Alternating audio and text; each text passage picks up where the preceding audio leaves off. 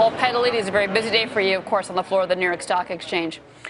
Well, President Obama calling on Congress to act on new legislation that would give tax credits to help small businesses. But is the president doing enough to help the sector overall? Joining me now for this week's Small Business Big Ideas, Gene Marks, author and owner of Marks Group PC. And Gene, it's great to have you here on this topic. What do you think the president is not doing that he should be doing for small business?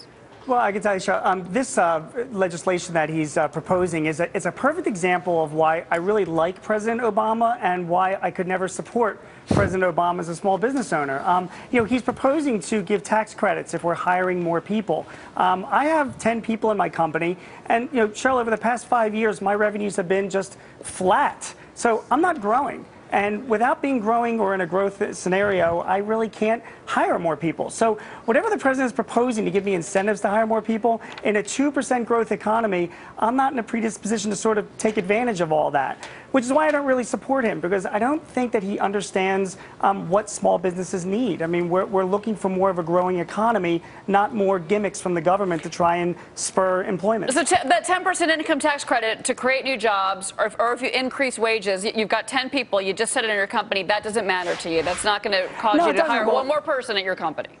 Yeah, that's exactly right, because you know why? I still have to pay their wages. I got to pay their benefits. I got to pay their taxes. So even though I'm getting a discount for doing that because I'm being offered a tax rebate, I'm still out of pocket for doing that. Now, if my company grows 20% and I have more work and I need more people, I really don't need the government telling me when I need to purchase or hire a person or when I don't need to hire a person. I'll make that decision for myself based on my growth. Right now, we're not growing. Before I let you go, okay, tax credits, there is a lot of spending happening in Washington. Is this a recipe for disaster, in your opinion? Yeah, it really is. I mean, what's happening right now is that we're spending a lot in Washington on things that are really not kind of spurring the growth. What I think most small business people want, like myself and all the people that I speak to around the country, is we want a stable tax infrastructure and more policies that encourage growth. So again, the more work that I have, Cheryl, the more people I can hire. I really don't need the president giving me trinkets or gimmicks to do that. Gene Marks, it's great to have you on the show. Come back anytime. Thank you. Thank you. Well, coming up next, our all-star panel gives its final word for this hour on Facebook's IPO. And after one of the roughest weeks in a month, what you can do to fight back. Have no fear. And take a look at some of today's winners on the NASDAQ.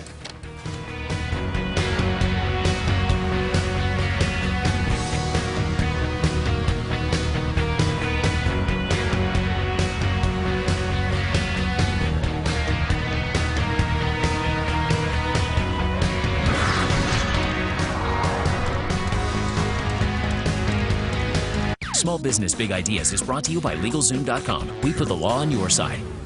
My mother froze everything. I was 18 years old before I had my first fresh bun. The invention that I came up with is the Hot Dog Easy Bun Steamer. Steam is the key to a great hot dog. I knew it was going to be a success. The invention was so simple that I knew I needed to protect it. My name is Chris Chute, and I got my patent, trademark, and LLC on LegalZoom. We created LegalZoom